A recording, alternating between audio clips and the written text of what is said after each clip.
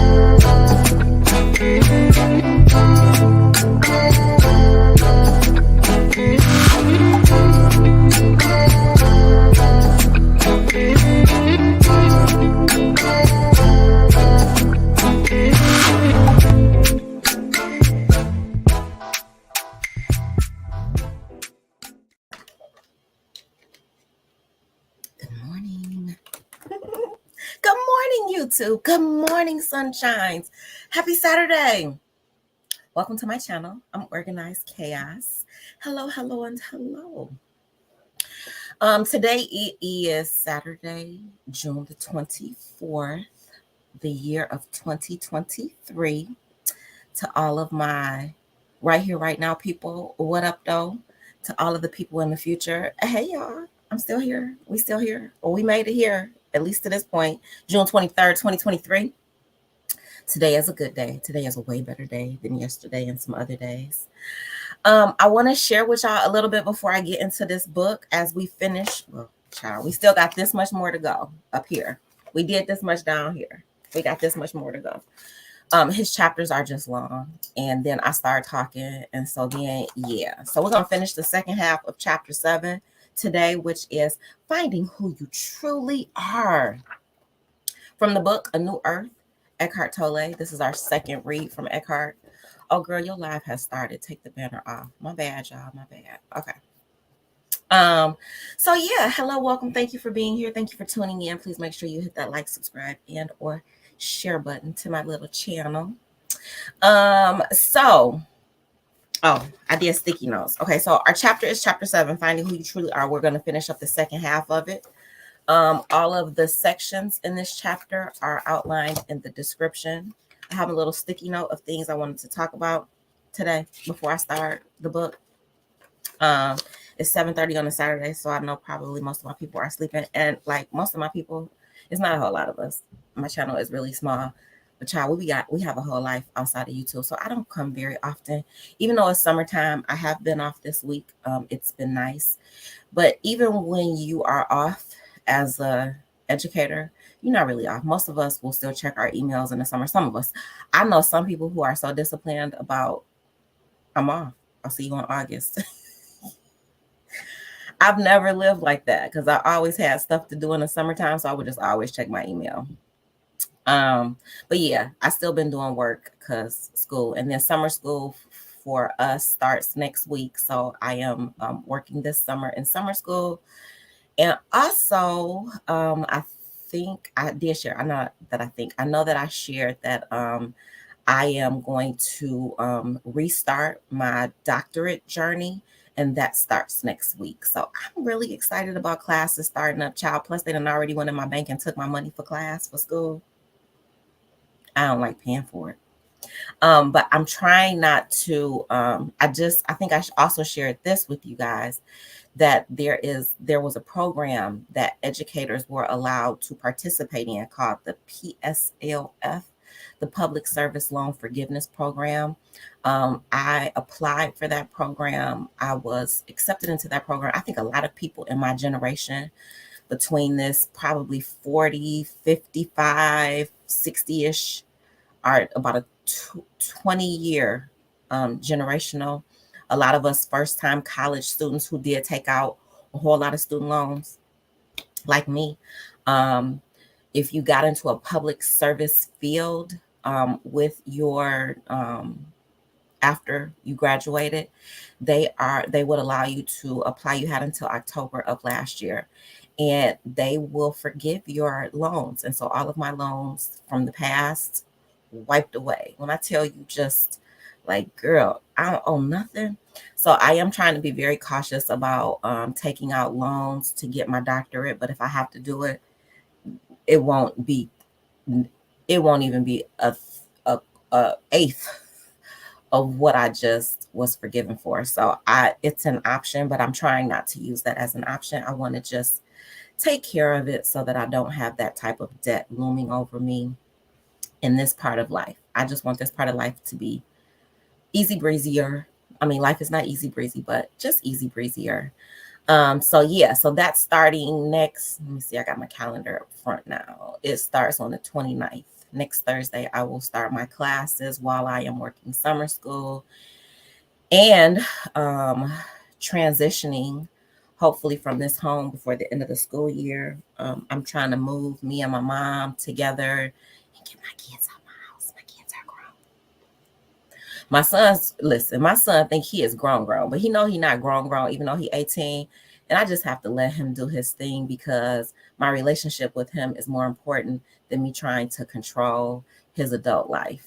You know, if he comes to me for advice, I give it to him, but I want to have a relationship with my son. So he does some things that I just don't think are that he should do. But child, listen, it's his life to live. It is his life to live. He came through me. He is not mine, though. He came through me. He belongs to God. So I just pray that, I did what I was supposed to do, put enough in him so that he's fine and safe. And then my daughter, she's headed back to school. She figured out her life a little bit. So she's headed back to school in August next month. Well, it's still June, girl. So in August. And so, yeah. So that's it for that. So some of the notes that I have to share is this first one is be careful what you ask for. So one of the things that I asked the universe for wholeheartedly was to be able to genuinely have a love for in a male female relationship that I've never experienced before. I've been married. I've had booze, I've had relationships, but I didn't feel like I had ever genuinely loved somebody unconditionally, other than my family, and then my kids showed me more than anybody what unconditional love looked like, what it felt like, the grace that it gives. Like, it just is. Love is. And so I wanted to experience that in a relationship with a significant other, with a man, because I didn't feel like I had ever felt that. My ex-husband and I don't see eye to eye in a space that we can just be in the same space and get along. We played nice for graduation though. My son did just graduate, and I think I told you I was going to tell y'all about his hairline. He still has his full hairline here, but y'all, he needed a haircut on graduation day. I'm just going to say that, sir. If you ever see this, how dare you come out? You could have got your haircut, or you shouldn't have took the hat off. You should have left the hat on your head, I think. Child, that whole day was something. I'm gonna leave a lot of those comments inside my head, but so I don't feel like I unconditionally felt like that about my ex-husband, because we aren't able to just communicate and just chill and be. So what the universe decided to do, and I shared a little bit about this, but I didn't share a lot. The universe decided that, oh, you don't think you've experienced genuine love for a man other than your father, your brother, and that's a whole nother story. Your uncles or all of that. Let me show you something. So, yeah, I wasn't even ready. So the universe decided, okay, let me see. I'm going to tell y'all the date, April 28th of this year. The universe was like, girl, want to go out? No, it's like, I'm sitting here chilling, doing nothing. Why not? So I went out with the ex. Girl, why did you do that? I've been running from this man for over 20 years. Before I had children, I knew this man been running, because I knew I wasn't going to have a life with him. I knew that we weren't going to be together, and I know I have very strong feelings for this man. April 28th, 2023. Universe said, girl, deal with it. I was like, deal with what? What I gotta do? I didn't know. I had no idea. Like, literally obliviously blind. This man swoops in on April 28th and opens my nose, my senses, my feelings are all over the place. Girl, you still got feelings for this man. What? Girl, no, you don't. Yes, you do. Very unresolved feelings for this man that you've known probably half your life. So I had to do some things. I had to do some work. It took me until June 21st, which was this past Wednesday. This past Wednesday, I had to stop. I had to stop because I love him. I love him in the way that I've never loved another man. And I love him so unconditionally that I can't be with him. Girl, like, I knew it when I was younger. I just didn't understand it, or I couldn't put it into our nice little neat human boxes that we like to have, or categorize it. So I ran from it. This time I wasn't allowed to run from it. This time I had to communicate about it. I had to be clear about what I was seeing, what I was feeling. And I had to tell a man that I knew couldn't reciprocate those words to me, that I love you. And whether you love me back or not, that ain't got nothing to do with me, because love is. So that was a big thing. And it took me until June 21st to kind of just get out of the storm of what was happening, that I didn't invite this in. I didn't, like, I know, girl, you asked the universe for love. What does that look like? What does that feel like? So here, we gave you what you asked for. We didn't tell you how I was going to come to you. We didn't tell you to try to, I'm always touching this mic. We didn't tell you how to function. You asked for something, so here we are. Love. What is love? It is. There's nothing else other than it just is. It doesn't go away. It just exists, right? It gets to exist without you fucking with it. It gets to exist on its own because it just is. So yeah, I allowed myself yesterday to go through a whole lot. I flipped my world upside down yesterday. I did my backwards. I did whatever I did in the evening, I did in the morning yesterday. Whatever I used to do in the morning, I did in the evening. And then today I woke up and got on the scale and I was like, stop it. So I am officially 15 pounds heavier than I was this time last year, and I don't like it. So I'm getting my mind right today. Thank you, universe, for allowing me to go through all of the things, to be gluttonous in my own way. Let me tell you what my gluttony was for the past 2 days. I love almond ice cream from Whole Foods. They have a chocolate chip cookie dough, and they have a raspberry chantilly, and I can eat them both. The whole, I think is it called a pint? I think the little one is a pint, child, girl. So that was my gluttony. So yeah, I don't do fast food. I don't do y'all McDonald's and all that stuff. I pig out on healthy food. And healthy food is not healthy if you overeat it. So my healthy wasn't healthy, but it was good for me. Okay, so it's not that I'm over that. I just had an awakening, and it is what it is. And shout out to him for just making sure I was okay yesterday. I know you know other things. So there's that. So yes, I have loved unconditionally. I do love unconditionally. I love him. I told y'all school starts next week. My kids are grown, but they won't clean up. So I'm going to clean up today for my kids. I can't take it anymore. I know I'm going to do something petty though while I'm cleaning up. So pray for them and pray for me. But I'm cleaning up today. Oh yeah, I got a woman at work who is a witch. She's really mean to me.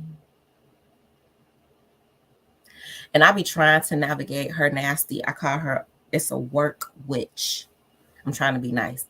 She's a work witch. And she's just not nice. She's just not a nice human being to me. She might be nice. She might be a nice human being to other people. Just me and her energy. Girl, it's difficult to navigate her. She is a weirdo to me.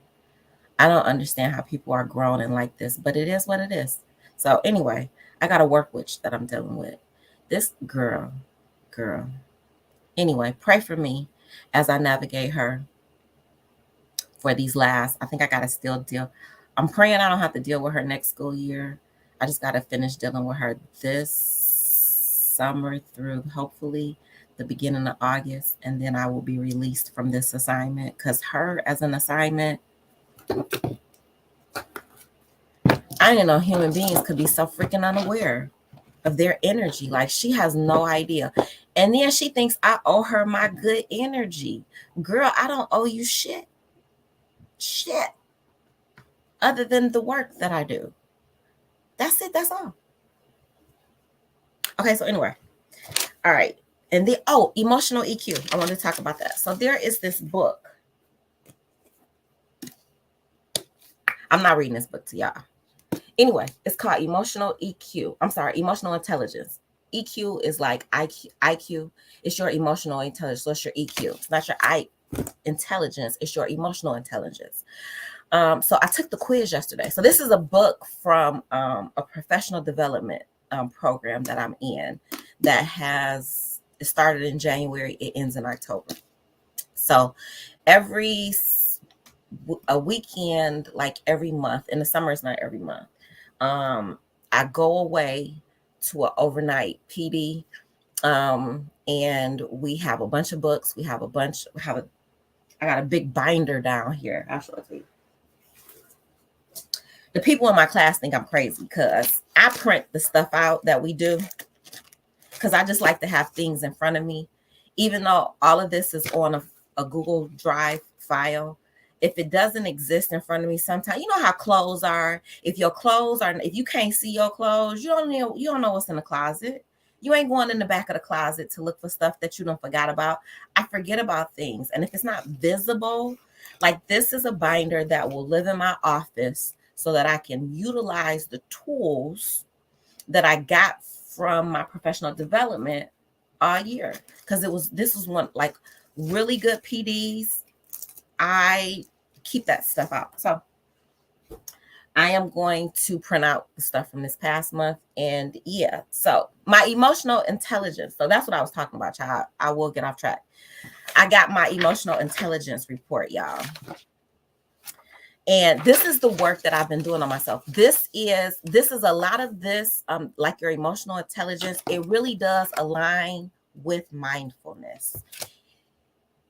And my emotional intelligence, the lowest score that I got in my emotional intelligence was in the category of self-awareness. I got a 72 out of 100 in self-awareness. And that means with a little improvement, this could be a strength. So it's not that my self-awareness is a weakness. It just needs some work. So self-awareness is my lowest score. And under self-awareness, it says your ability to accurately perceive your emotions and stay aware of them as they happen. I'm working on this. This is something that I'm really working on with the mindfulness. This includes keeping on top of how you tend to respond to specific situations and certain people. With this dude that I, reawaken this feeling of love, I would typically not talk to him and tell him what's happening. This time I did. This time I explained, I'm not running. I'm standing still. I just can't do this. I can't do your version of a situationship, because for some reason men have this thing, even older men, because he's older, right? Men have this thing where they like to categorize y'all ship. I don't want a relationship. But then they want to have relations. You can't have relations with anybody if it's not a relationship.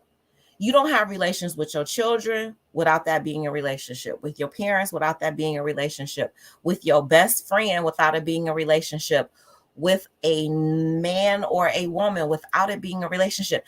It is already a relationship. Why are you scared of a relationship when that's literally what relating to people and human beings becomes? It is a relationship. You might not want to be in a committed one-on-one relationship. Say that. I don't want to just be with you. I want to be with you and whoever the hell else I want to be with. But I don't know, I've never done it as a woman. I've only had it done to me from a man. I'm not looking for a relationship. Well, then what you looking for? Get out my face. Don't talk to me. Because literally conversing and relating with people is a relationship. The witch at work, we're in a relationship. It's toxic as fuck, but we still in a work relationship. Everything is a relationship. And to take the ship away, you just having relations. The ship is attached to the relations of it all. So when he asked that question, when I told him that, I couldn't do this thing that he was trying to create with us, are you looking to be in a relationship? I want whatever's supposed to be. But right now, you know what I want? I want to be important. I am the best definition of important.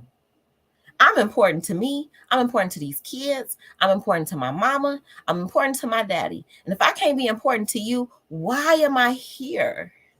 What are we doing? Just relating. Because I know you're scared of the ship. So we relating, and I can't even be important as we relate. No, I refuse. I refuse to participate in that anymore. I can love you from a distance. I'm good at that. You know that. I know that. I just didn't know I still loved you. But I'm going to love you from a distance. I'm going to hope the best for you. I want the best for you. I want you to be happy, because that's what life is about. Are you happy? Can you be happy? Yes, God. I am so happy to be happy by my goddamn self. So I'm sorry, God. No, I mean, by myself. I'm happy by me, doing me. So anyway, I wanted to share my emotional intelligence. I'm working on self-awareness. My highest score on my emotional IQ is self-management. And this is something I told him one day I was managing myself. And he was like, what? I said, I'm managing myself. I manage how I respond. I am mindful. I am thoughtful. So self-management. So I'm only going to read this one. It's 2 more categories, but I won't read those. Social awareness and relationship management.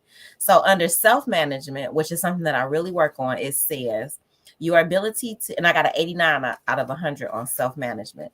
Your ability to use awareness of your emotions to stay flexible and positively direct your behavior, which is literally what I do when I shut down, mind my own business, and keep it moving. This means managing your emotional reactions, how I respond, mentally responding instead of emotionally reacting to all situations and people.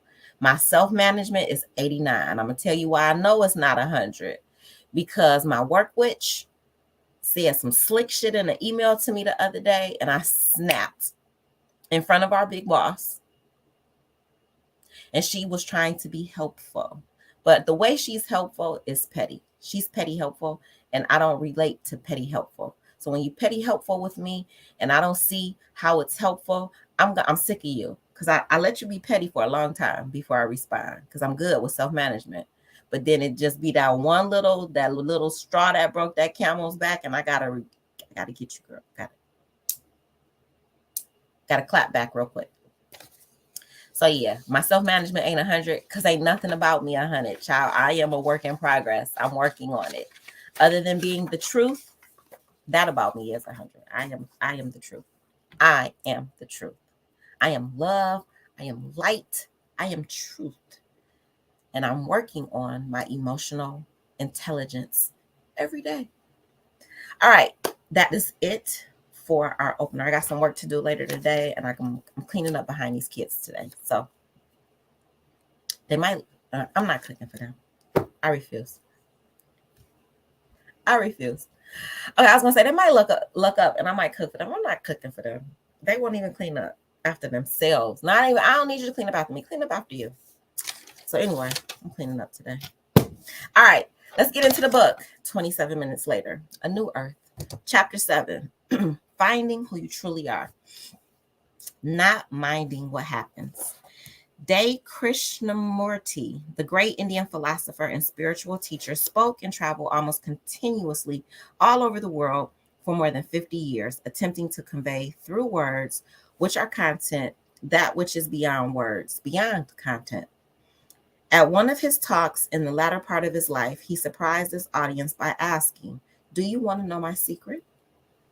Everyone became very alert. Many people in the audience had been coming to listen to him for 20 or 30 years and still failed to grasp the essence of his teaching. Finally, after all these years, the master would give them the key to understanding. "This is my secret," he said. "I don't mind what happens." Isness. I call it isness. When you let things just be what they are, and you sit in that isness, and you say to yourself, "What am I seeing?" You mind your business. What am I minding? What am I feeling? And you deal with that. And then you say, "This is what it is." And you move accordingly. That's how you don't mind what happens. Because that ain't got nothing to do with me. It is what it is. Good morning, sunshine. Hey, Foxy. I heard you. I saw your party. You had a party at work yesterday. Why you didn't invite me to the party, girl? I would have came and played with y'all. It looked like fun. Was that yesterday, day before yesterday? One of the days, child. I don't even know what go on Facebook. I look at Facebook real early in the morning, then I be gone. But yeah, your work party looked fun, girl. He did not elaborate. And so I suspect most of his audience were even more perplexed than before. The implications of this simple statement, however, are profound. When I don't mind what happens, what does that imply? It implies that internally I am in alignment with what happens. What happens, of course, refers to the suchness of this moment, which always already is as it is. When somebody say it is what it is, that's me. It is what it is. It's not that I don't care what it is. It just is. That's how I can say love is. I ain't got nothing else to do with nothing that happens after that. Isness is accepting, acknowledging, and standing or sitting in the isness of this, what is happening. You don't have control over it. It is what it is. It refers to content, the form that this moment, the only moment there ever is, takes. To be in alignment with what is means to be in a relationship of inner non-resistance with what happens. It means not to label it mentally as good or bad. Something that I did at my retreat last weekend. One of the questions was, what's good or what's bad? I said, I don't vibe with this whole good, bad. It is. There is no good and bad in this world. Everything that is happening in this world is doing exactly what it is supposed to do. It is what it is. The good and the bad, there is no good and bad. It is. It just is. Life is. Life is lifing and is doing exactly what it is supposed to do. If you wasn't here, it still was going to be here. If you go away today, it's still going to keep doing what it's doing. Life is. Love is. Isness is the business. Does this mean you can no longer take action to bring about change in your life? On the contrary. When the basis for your actions is inner alignment with the present moment, that's what I'm working on. That's what I worked through yesterday when I ate 2 pints of my Almond Dream ice cream. Accept this isness. Accept it. Accept that man don't love you the way you love him. Girl, it's okay. Accept that he's scared of this word relationship, the ship part of it. He ain't scared of the relation part. He enjoys the relations part, the communications part, the relations part. He just don't want that ship that come attached to it. The what? Okay. You can't have any of it then. You can't have none of that if you don't have a ship. The ship is just, the ship is part of the relations. We all have relationships with people. Call it what you want, but it's still a relationship. Mm-hmm. I don't care how many people you're dealing with. They're all relationships. Every last one of them. They're all relationships. You know, the way we categorize and twist ourselves into these pretzels of life is stupid. Just stop it. Just isness. Isness. I should make that a shirt. Isness is the business. On the contrary, when the basis for your actions is inner alignment with the present moment, your actions become empowered by the intelligence of life itself. Is that so? The Zen master Hakun lived in a town in Japan. He was held in high regard, and many people came to him for spiritual teaching. Then it happened that the teenage daughter of his next-door neighbor became pregnant. When being questioned by her angry and scolding parents as to the identity of the father, she finally told them that he was Hakun, the Zen master. In great anger, the parents rushed over to Hakun and told him, with much shouting and accusing, that their daughter had confessed that he was the father. All he replied was, "Is that so?" News of the scandal spread throughout the town and beyond. The master lost his reputation. This did not trouble him. Nobody came to see him anymore. He remained unmoved. When the child was born, the parents brought the baby to Hakun. "You are the father, so you look after him." The master took loving care of the child. A year later, the mother confessed to her parents that the real father of the child was the young man who worked at the butcher shop. In great distress, they went to see Hakun to apologize and ask for forgiveness. "We are really sorry. We have come to take the baby back. Our daughter confessed that you are not the father. Is that so?" is all that he would say as he handed the baby over to them. The master responds to falsehood and truth, bad news and good news, in exactly the same way. Is that so?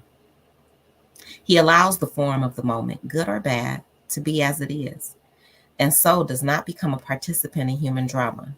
To him, there is only this moment, and this moment is as it is. Events are not personalized. He is nobody's victim. I am nobody's victim. He is so completely at one with what happens that what happens has no power over him anymore. I'm working on that so that I don't eat 2 pints of rice, of almond dream in a day. I'm working on it. I'm working on it. That's my growth area. I know.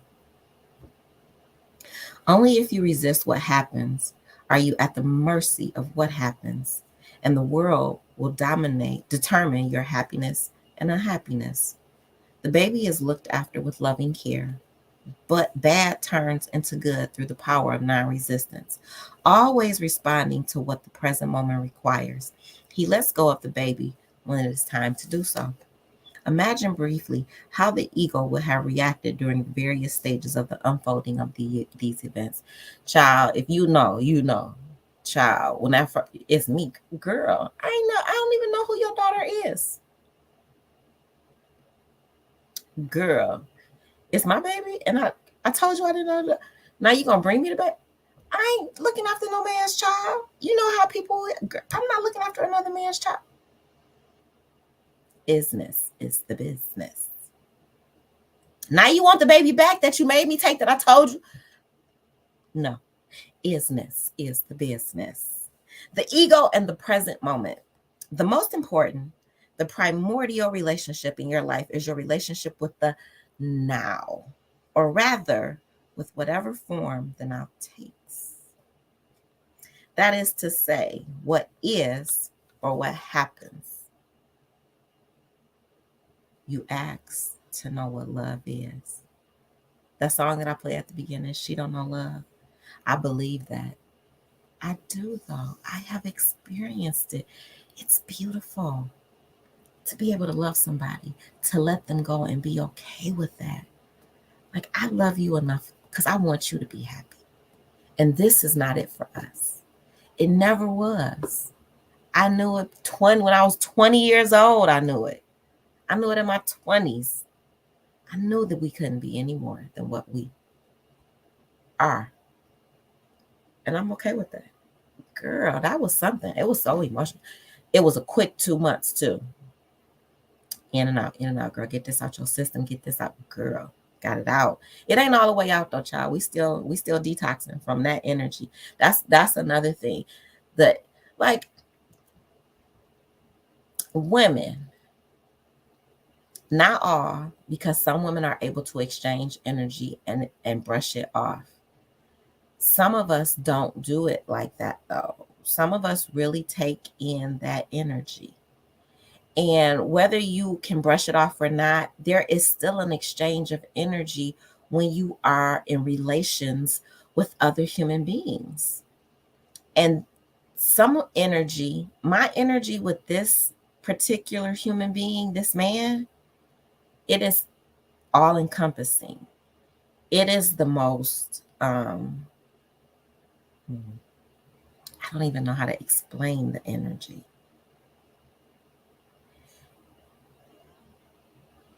It is a very, if you are not mindful of this type of energy, it will consume you.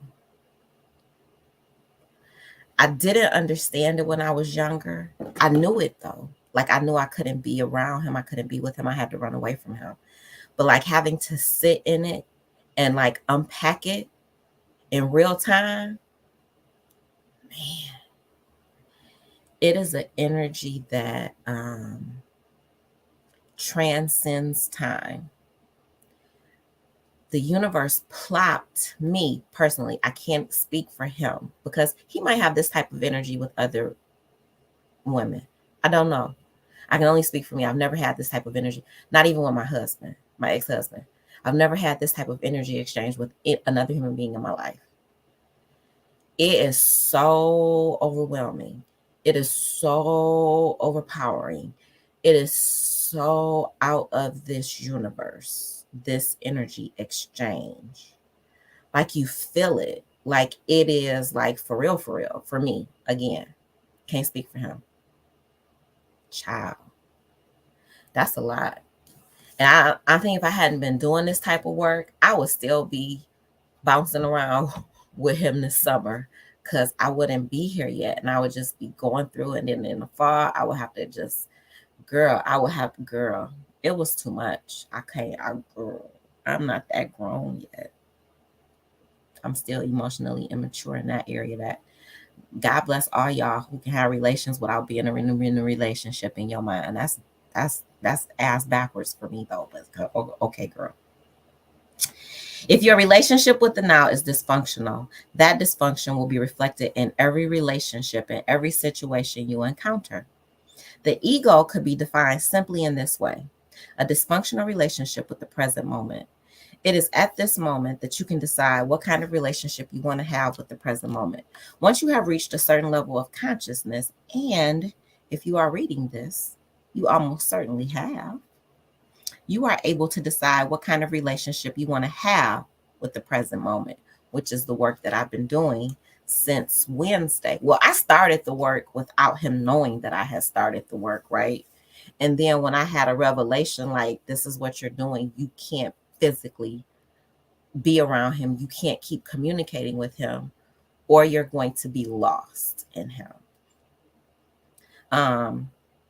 You are able to decide what kind of relationship you want to have with the present moment. I had to make a decision. You can't be in relations with this man. You can't have a relation without the ship with him, as he defines it. Do I want the present moment to be my friend or my enemy? I don't want it to be an enemy. We've never been enemies. I will love him forever. I can just do it differently than what I thought that love would look like. And it doesn't bar me from having an emotional attachment to another man. It never has. I've been able to live life without him thus far. I can continue. You know what I'm saying? Like, I'm going to be all right. He's going to be all right. We can do this without each other. It's just nice to know that that type of energy exists in this lifetime. It's pretty cool. Thank you, universe, for love, because love is. Do I want the present moment to be my friend or my enemy? The present moment is inseparable from life. So you are really deciding what kind of relationship you want to have with life, right? Once you have decided you want the present moment to be your friend, it is up to you to make the first move. Become friendly toward it. Welcome it, no matter in what disguise it comes. And soon you will see the results. Life becomes friendly towards you. People become helpful. Circumstances cooperative. One decision changes your entire reality, but the one decision you have to make again and again and again until it becomes natural to live in such a way. Isness. Isness is the business. The decision to make the present moment into your friend is the end of the ego. The ego can never be in alignment with the present moment, which is to say, aligned with life, since its very nature compels it to ignore, resist, or devalue the now. Time is what the ego lives on. This is why the universe needed me to love somebody that didn't love me back. I needed to have a relationship with somebody who didn't believe they had a relationship with me. This is the most humble my ego has ever had to be. Can you imagine telling somebody you love them knowing that they won't tell you that back? There is no ego there for me. There is nothing that I want from you. There is nothing that I need you to give me back. I just need love to be. I need this isness that is the business to be. The stronger the ego, the more time takes over your life. Almost every thought you think is then concerned with past or future, and your sense of self depends on the past for your identity and on the future for its fulfillment. Fear, anxiety, expectation, regret, guilt, anger are the dysfunctions of the time-bound state of consciousness. There are three ways in which the ego will treat the present moment: as a means to the end, as an obstacle, or as an enemy. That's how I know there's no ego in what I'm doing right now. There's none. I am not involved in any of this. He reached out to me yesterday. I still respond quickly. I will not respond or do you the way that you do me. Love is, I love you. I love you enough to just be. Be. I am the universal energy of love, light, and truth. I'm clear on that. Clear on that. Now, my truth, I'm still a human being, child. You know, well placed truths. I don't lie. Well placed truths. Get that when you get home. Even if you at home, you might not get that. Let us look at them in turn so that when this pattern operates in you, you can recognize it and decide again. To the ego, the present moment is, at best, only useful as a means to an end. It gets you to some future moment that is considered more important, even though the future never comes except as the present moment and is therefore never more than a thought in your head. In other words, you are never fully here because you are always busy trying to get elsewhere. When this pattern becomes more pronounced, and this is very common, the present moment is regarded and treated as if it were an obstacle to be overcome. This is where impatience, frustration, and stress arise. And in our culture, it is many people's everyday reality. Their normal state, life, which is now, is seen as a problem. And you come to inhabit a world of problems that all need to be solved before you can be happy, fulfilled, or really start living, or so you think. The problem is, for every problem that is solved, another one pops up. As long as the present moment is seen as an obstacle, there can be no end to problems. It'll be whatever you want me to be. I'll be whatever you want me to be, says life or the now. I'll treat you the way you treat me. If you see me as a problem, I will be a problem to you. If you treat me as an obstacle, I will be an obstacle to you. At worst, and this is also very common, the present moment is treated as if it were an enemy. When you hate what you are doing, complain about your surroundings, curse things that are happening or have happened, or when your internal dialogue consists of shoulds and shouldn'ts, of blaming and accusing, then you are arguing with what is, arguing with that which is always already the case. You are making life into an enemy, and life says, war is what you want, and war is what you get. External reality, which always reflects back to you, your inner state, is then experienced as hostile. A vital question to ask yourself frequently is, what is my relationship with the present moment? Then become alert to find out the answer. Am I treating the now as no more than a means to an end? Do I see it as an obstacle? Am I making it into an enemy? Since the present moment is all you ever have, since life is inseparable from the now, what the question really means is, what is my relationship with life? This question is an excellent way of unmasking the ego in you and bringing you into the state of presence. Although the question doesn't embody the absolute truth, ultimately, I and the present moment are one. It is a useful pointer in the right direction. Ask yourself it often until you don't need it anymore. How do you go beyond a dysfunctional relationship with the present moment? The most important thing is to see it in yourself, in your thoughts and your actions. In the moment of seeing, of noticing that your relationship with the now is dysfunctional, you are present. The work that I had to do when I wasn't physically around him and his energy to detox myself from that, from the wanting to be back in his presence, was very dysfunctional for me. It caused me a lot of mental and emotional anguish, and I knew it was my ego, mad that I couldn't have what I wanted, right? Like I was on his time. You want to see me? Okay, come see me now. You want to be around me? You can come now. It was never a planned journey together. It was always me waiting on the sidelines. Okay, I'm available now. I'm available. Like that don't work for me. I am the best definition of important. And that's not my ego talking. That is my energy speaking right now. I am truth, love, and light. What do you mean I'm not important? Well, if I'm not important to you, then I get it. It makes sense. I can't make myself be important to you. So let me remove myself because you are important to me. The best definition of important. When you call, I come.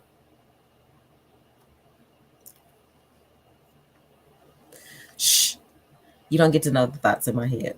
The seeing is the arising presence. The moment you see the dysfunction, it begins to dissolve. Some people laugh out loud when they see this. With the seeing comes the power of choice. The choice of saying yes to the now, of making it your friend. I said yes to the now. I said, yes, you're right. You don't want to be in a relationship. Let me stop it. Because we in a relationship. But now that you keep asking, do you want to be in a relationship?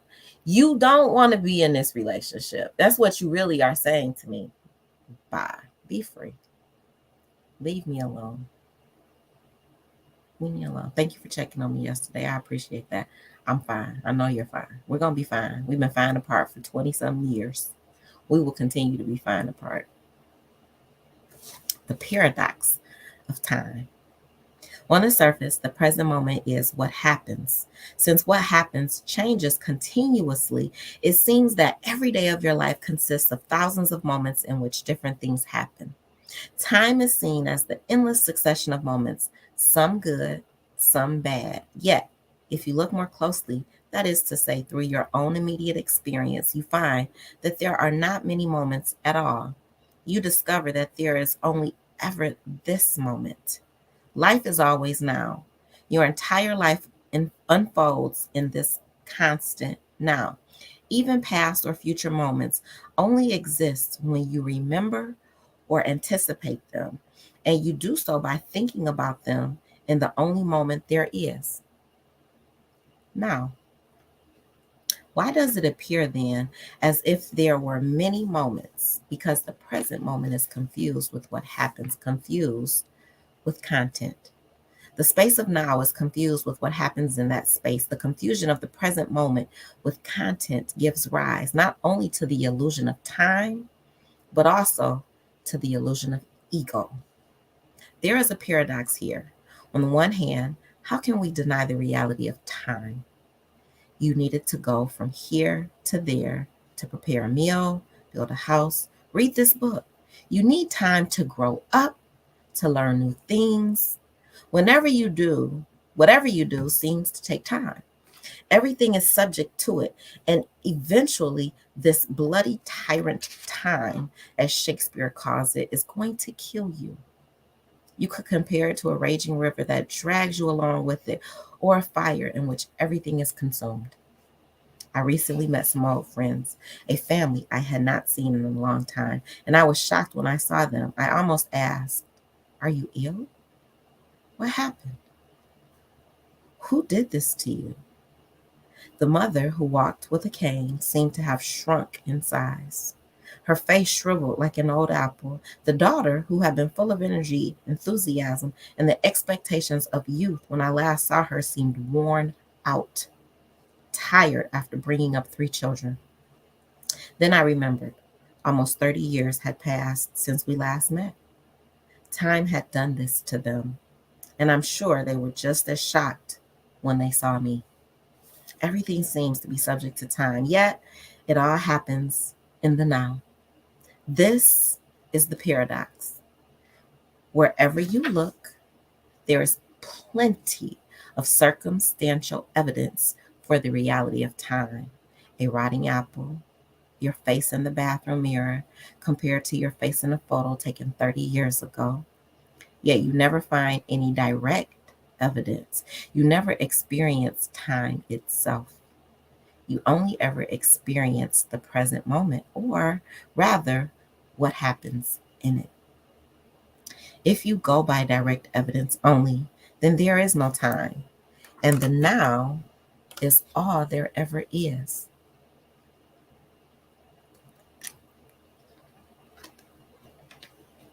Eliminating time. You cannot make the egoless state into a future goal and then work toward it.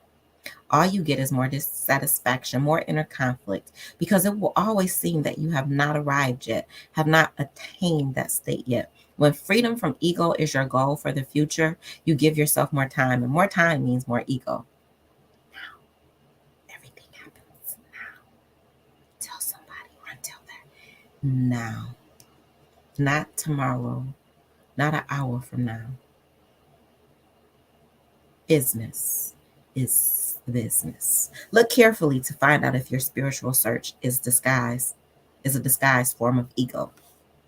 Even trying to get rid of yourself can be a disguised search for more if the getting rid of yourself is made into a future goal.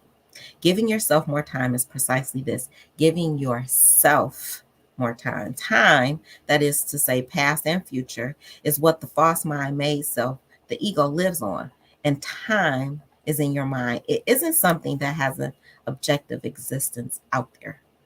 It is a mind structure needed for sensory perception, indispensable for practical purposes, but the greatest hindrance to knowing yourself. Time is the horizontal dimension of life, the surface layer of reality. Then there is the vertical dimension of depth, accessible to you only through the portal of the present moment. So instead of adding time to yourself, remove time. The elimination of time from your consciousness is the elimination of ego. It is the only true spiritual practice. When we speak of the elimination of time, we are, of course, not referring to clock time, which is the use of time for practical purposes, such as making an appointment or planning a trip. It would be almost impossible to function in this world without clock time. What we are speaking of is the elimination of psychological time, which is the egoic mind's endless preoccupation with past and future and its unwillingness to be one with life by living in alignment with the inevitable isness of the present moment. I told y'all, and I haven't read this chapter. I don't pre-read. I read with y'all, but I've been doing this work. Y'all, it works. This work works. It will show up in your, listen, the Bible don't tell you what to read. The Bible wants you to seek knowledge. Seek knowledge, y'all. Read some books, whatever the books are. Read what is engaging to you. Listen to audiobooks that ignite you. Get knowledge by any means necessary. Become self-aware. What is your emotional IQ? What is your EQ? Isness is the business. Whenever a habitual no to life turns into a yes, whenever you allow this moment to be as it is, you dissolve time as well as ego. For the ego to survive, it must make time, past and future. More important than the present moment, the ego cannot tolerate becoming friendly with the present moment except briefly, just after it got what it wanted. But nothing can satisfy the ego for long. As long as it runs your life, there are two ways of being unhappy. Not getting what you want is one. Getting what you want is the other. Can you imagine getting something that you really, really wanted and then you be like, yeah, I thought I wanted this thing, but girl, get me out of this situationship. Get me out of this marriage. I done gained weight. Get me out of this. Girl, get back there. Thankfully, I can still fit my clothes with these extra 15 pounds that I'm about to get off this month and next month. But girl, get back there. Set your ego to the side. Egoless is the goal. Whatever is or happens is the form of the now that the now takes. As long as you resist it internally, form, that is to say the world, is an impenetrable barrier that separates you from who you are beyond form, separates you from the formless one life that you are. When you bring an inner yes to the form the now takes, that very form becomes a doorway into the formless. The separation between the world and God dissolves. When you react against the form that life takes at this moment, when you treat the now as a means, an obstacle, or an enemy, you strengthen your own form identity, the ego. Hence, the ego's reactivity. What is reactivity? Becoming addicted to reaction. The more reactive you are, the more entangled you become with form. The more identified with form, the stronger the ego. Your being then does not shine through form anymore, or only barely. Through now resistance to form, that in you which is beyond form emerges as an all encompassing presence, a silent power far greater than your short lived form identity, the person. It is more deeply who you are than anything in the world of form. The dreamer and the dream. Non resistance is the key to the greatest power in the universe. Through it, consciousness, spirit is freed from its imprisonment in form. Inner non resistance to form, whatever is or happens, is a denial of the absolute reality of form. Resistance makes the world and the things of the world appear more real, more solid, and more lasting than they are, including your own form identity, the ego. It endows the world and the ego with a heaviness and an absolute importance that makes you take yourself and the world very seriously.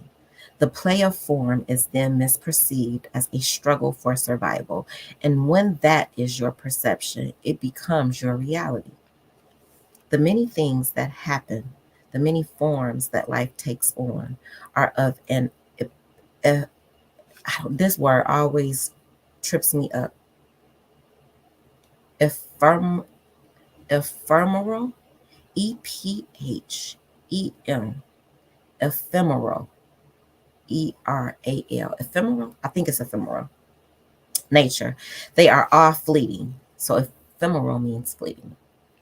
Things, bodies, and egos, events, situations, thoughts, emotions, desires, ambitions, fears, drama.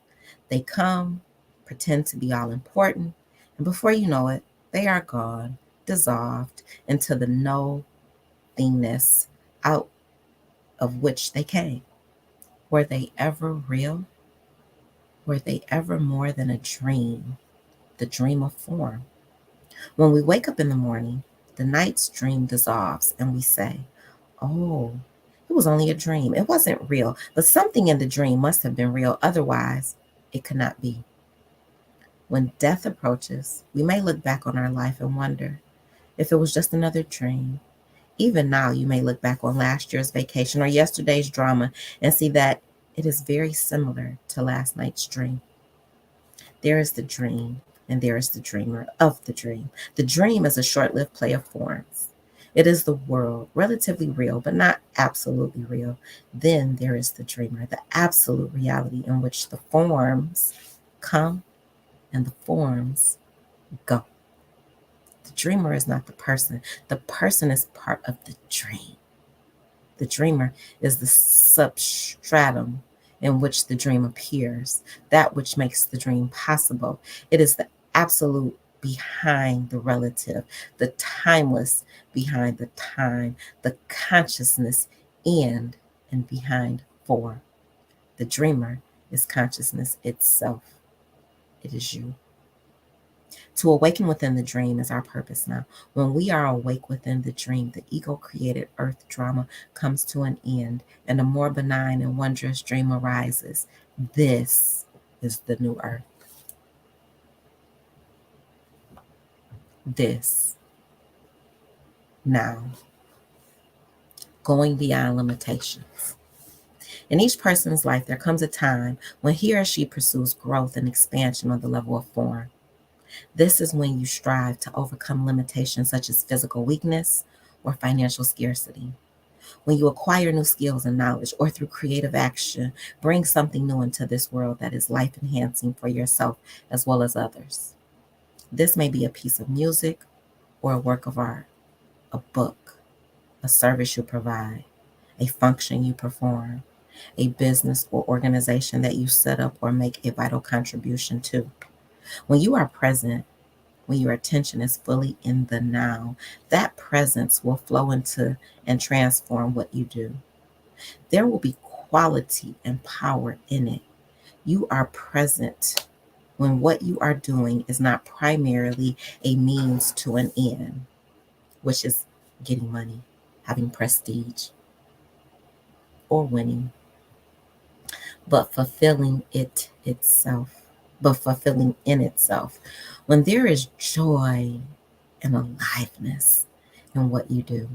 And of course, you cannot be present unless you become friendly with the present moment, friendly with the isness, friendly with the presence, friendly with understanding now. That is the basis for effective action, uncontaminated by negativity. Form means limitation. We are here not only as to experience limitation, but also to grow in consciousness by going beyond limitations. Some limitations can be overcome on an external level. There may be other limitations in your life that you have to learn to live with. They can only be overcome internally. Everyone will encounter them sooner or later. Those limitations either keep you trapped in egoic reaction, which means intense unhappiness, or you rise above them internally by uncompromising surrender to what is. That is what they are here to teach. The surrendered state of unconsciousness opens up the vertical dimension in your life, the dimension of depth. Something will then come forth from that dimension into this world, something of infinite value that otherwise would have remained unmanifested. Some people who surrender to severe limitation become healers or spiritual teachers. Others work selflessly to lessen human suffering or bring some creative gift into this world. In the late 70s, I would have lunch every day with one or two friends in the cafeteria of the Graduate Center at Cambridge University where I was studying. A man in a wheelchair would sometimes sit at a nearby table, usually accompanied by 3 or 4 people. One day, when he was sitting at a table directly opposite me, I could not help but look at him more closely, and I was shocked by what I saw. He seemed almost totally paralyzed. His body was emaciated, his head permanently slumped forward. One of the people accompanying him was carefully putting food in his mouth, a great deal of which would fall out again and be caught on a small plate. Another man was holding under his chin. Occasionally, the wheelchair-bound man would produce unintelligible croaking sounds, and someone would hold an ear close to his mouth and then amazingly would interpret what he was trying to say. Later, I asked my friend whether he knew who he was. Of course, he said. He is a professor of mathematics, and the people with him are his graduate students. He has motor neuron disease that progressively paralyzes every part of the body. He has been given 5 years at the most. It must be the most dreadful fate that can befall a human being. A few weeks later, as I was leaving the building, he was coming in, and when I held the door open for his electric wheelchair to come through, our eyes met. With surprise, I saw that his eyes were clear. There was no trace in them of unhappiness. I knew immediately he had relinquished resistance. He was living in surrender. That's where I'm at. I love somebody. I have a very deep, profound love for a man that I didn't know that I had in me. And he don't love me back, girl. I can say that clearly. And I'm okay with that. It's okay. And I don't want him to. I want him to do him. I want him to be happy. I'm just so happy that I didn't know what I know now. Like, I have new information. I love new information. I love learning, especially about me, girl, because I am the best definition of important. A number of years later, when buying a newspaper at a kiosk, I was amazed to see him on the front page of a popular international news magazine. Not only was he still alive, but he had by then become the world's most famous theoretical physicist, Stephen Hawking. There was a beautiful line in the article that confirmed what I had sensed when I looked into his eyes many years earlier. Commenting upon his life, he said, "Now, with the help of the voice synthesizer, who could have wished for more? The joy of being. Unhappiness or negativity is a disease on our planet. What pollution is on the outer level is negativity on the inner. It is everywhere, not just in places where people don't have enough, but even more so where they have more than enough. Is that surprising? Nah.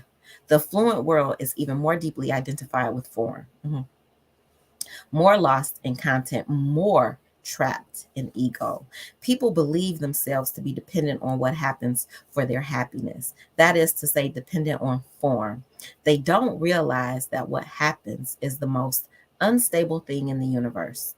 It changes constantly. They look upon the present moment as either marred by something that has happened or shouldn't have, or as deficient because of something that has happened but should have. And so they miss the deeper perfection that is inherent in life itself, a perfection that is always, always already there, that lies beyond what is happening or not happening, beyond form.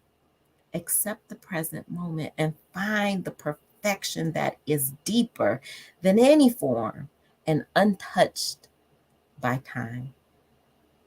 The joy of being, which is the only true happiness, cannot come to you through any form, possession, achievement, person, or event, through anything that happens. That joy cannot come to you ever. It emanates from the formless dimension within you, from consciousness itself, and thus it is one with you. It is the business. That is the business. Allowing the diminishment of the ego. The ego is always on guard against any kind of perceived diminishment. Automatic ego repair mechanisms come into effect to restore the mental form of me. When someone blames or criticizes me, that to the ego is a diminishment of self, and it will immediately attempt to repair to its diminished sense of self through self-justification, defense, or blaming. Whether the other person is right or wrong is irrelevant to the ego. It is much more interested in self-preservation than in the truth. This is the preservation of the psychological form of me.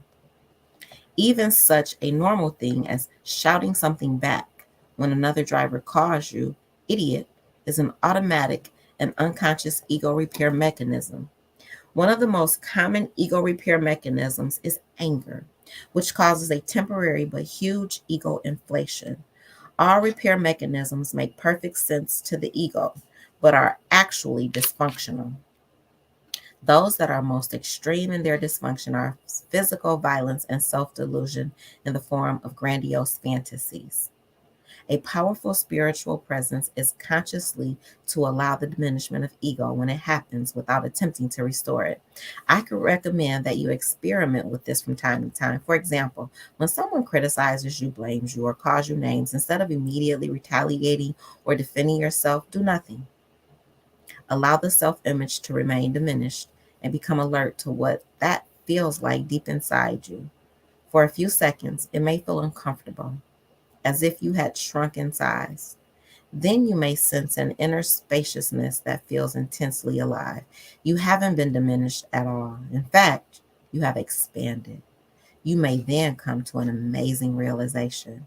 When you are seemingly diminished in some way and remain in absolute non-reaction, not just externally, but also internally, you realize that nothing real has been diminished. That though becoming less, you become more. When you no longer defend or attempt to strengthen the form of yourself, you step out of identification with form with mental self-image.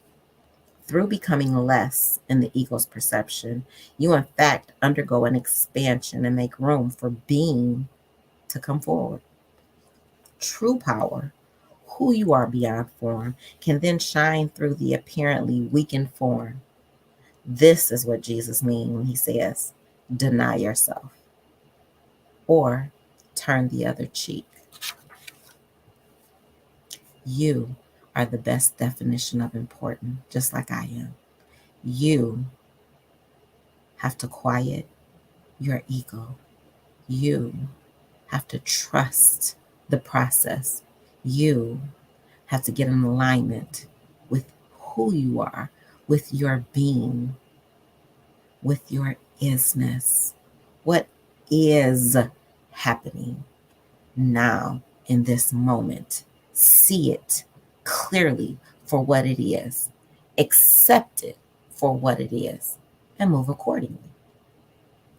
This does not mean, of course, that you invite abuse or turn yourself into a victim of unconscious people.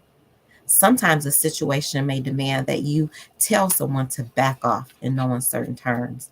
Without egoic defensiveness, there will be power behind your words, yet no reactive force.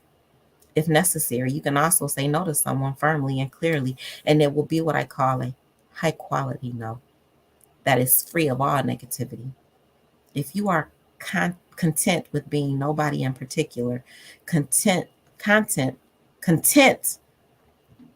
they say the same thing. Content and content are the same. Literally. They're spelled exactly the same. But you got to know how to say them because English. I feel sorry for second language learners. Our language is trash. I know. Content not to stand out. You align yourself with the power of the universe. What looks like weakness to the ego is in fact the only true strength. This spiritual truth is diametrically opposed to the values of our contemporary culture and the way it conditions people to behave. Instead of trying to be a mountain, teaches the ancient Tao Chi Ching, be the valley of the universe. In this way, you are restored to wholeness, and so all things will come to you. Similarly, Jesus in one of his parables teaches that when you are invited, go and sit in the lowest place, so that when your host comes, he may say to you, friend, move up higher. Then you will be honored in the presence of all who sit at the table with you. For everyone who exalts himself will be humbled, and he who humbles himself will be exalted. Another aspect of this practice is to refrain from attempting to strengthen the self by showing off, wanting to stand out. Be special, make an impression, or demand attention. It may include occasionally refraining from expressing your opinion when everybody is expressing his or hers, and seeing what that feels like. As without, so within. When you look up at the clear sky at night, you may easily realize a truth at once utterly simple and extraordinarily profound. What is it that you see?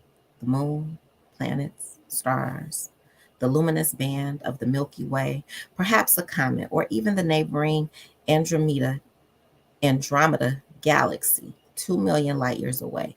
Yes, but if you simplify even more, what do you see? Objects floating in space. So what does the universe consist of? Objects floating in space. If you don't become speechless when looking out into space on a clear night, you are not really looking, not aware of the totality of what is there. You are probably only looking at the objects and perhaps seeking to name them. If you have ever experienced a sense of awe when looking into space, perhaps even felt a deep reverence in the face of this incomprehensible mystery, it means you must have relinquished for a moment your desire to explain and label and have become aware not only of the objects in space, but of the infinite depth of space itself. You must have become still enough inside to notice the vastness in which these countless words exist. The feeling of awe is not derived from the fact that there are billions of worlds out there, but the depth that contains them all. You cannot see space, of course, nor can you hear, taste, touch, smell. So, how do you even know it exists? This logical sounding question already contains a fundamental error. The essence of space is no, nothingness. So it doesn't exist in the normal sense of the word. Only things, forms exist. Even calling it space can be misleading because by naming it, you make it an object. Let us put it like this. There is something within you that has an affinity with space. That is why you can be aware of it. Aware of it? That's not totally true either, because how can you be aware of space if there is nothing there to be aware of? The answer is both simple and profound. When you are aware of space, you are not really aware of anything except awareness itself, the inner space of consciousness. Through you, the universe is becoming aware of itself. When the eye finds nothing to see, that nothingness is perceived as space. When the ear finds nothing to hear, that nothingness is perceived as stillness. When the senses, which are designed to perceive form, meet an absence of form, the formless consciousness that lies behind perception and makes all perception, all experience possible, is no longer obscured by form.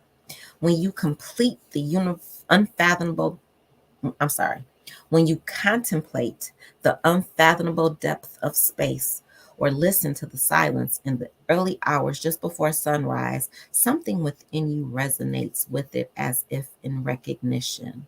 You then sense the vast depth of space as your own depth. And you know that precious stillness that has no form to be more deeply who you are than any of the other things that make up the content of your life.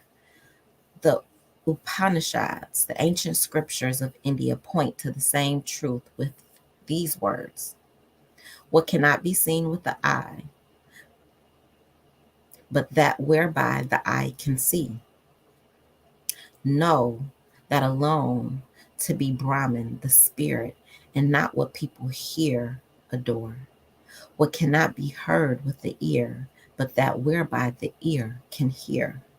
Know that alone to be Brahman, the spirit, and not what people hear, adore. What cannot be thought with the mind, but that whereby the mind can think. Know that alone to be Brahman, the spirit, and not what people hear, adore. God, the scripture is saying, is formless consciousness and the essence of who you are. Everything else is form, is what people hear, adore. The twofold reality of the universe, which consists of things in space, things in nothingness, is also your own. A sane, balanced, and fruitful human life is a dance between the two dimensions that make up reality, form and space. Most people are so identified with the dimension of form, with sense perceptions, thoughts, and emotion, that the vital hidden half is missing from their lives. Their identification with form keeps them trapped in ego. What you see, hear, feel, touch, or think about is only one half of reality, so to speak. It is form. In the teaching of Jesus, it is simply called the world. And the other dimension is the kingdom of heaven or eternal life. Just as space enables all things to exist, and just as without silence there could be no sound, you would not exist without the vital formless dimension that is the essence of who you are.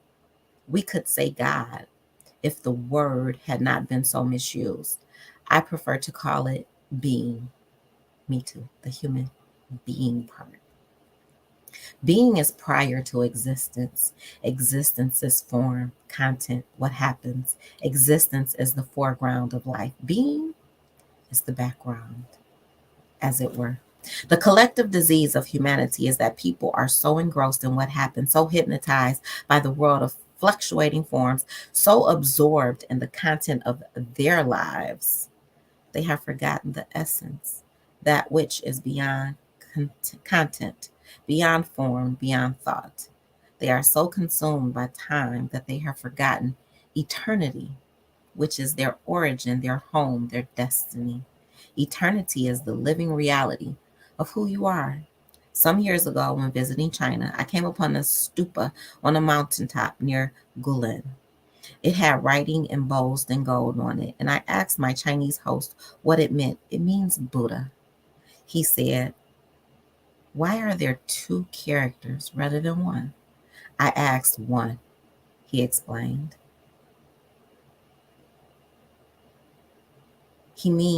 I'm sorry, why are there two characters rather than one? I asked. One, he explained, means man. The other means no. And the two other means Buddha. I stood there in awe. The character for Buddha already contained the whole teaching of the Buddha. And for those who have eyes to see the secret of life, here are the two dimensions that make up reality: thingness and nothingness, form and the denial of form, which is the recognition that form, this avatar, is not who you are, because isness is the business. That is the end of chapter 7. Chapter 8 is called The Discovery of Inner Space, and it is long, so it will probably take me 2 lives to get through it. Might be back tomorrow, might not, who knows. But I'll catch you when I catch you. I love you all. Oh, shout out to 313. Y'all know I'm from the 313. 313. This is a 313 shirt I got when I ride my bike outside for hours and hours. There's a store that I ride past all the time that I've never been into. So I decided day before yesterday, I'm going up there and I'm riding my bike, but I'm going up there and I'm going to get something out of this young black man's store because Detroit. So I got a 313 shirt. I also got a whole outfit with 313 embossed on it. It's pretty cute. I like their stuff. Good quality. So shout out to the store 313. And I don't know, I forgot the co-owner's name that I met. But if y'all like 313, 313 gear, I think they have a website, 313probably.com, something like that. Anyway, happy Saturday. Have a good day. I love y'all. Mwah. Unconditionally, too. There's no conditions to my love. I'm learning. I'm growing. And I thank you all for growing with me, for being here with me, for being in this space, for listening to my boring reading a book stuff. Girl, I don't care. I am getting my whole life, my whole emotional EQ in check with y'all. I love you. Thank you. Have a blessed remainder of your day. Have a blessed weekend if I don't see you tomorrow, and a blessed week. Love y'all. Mwah.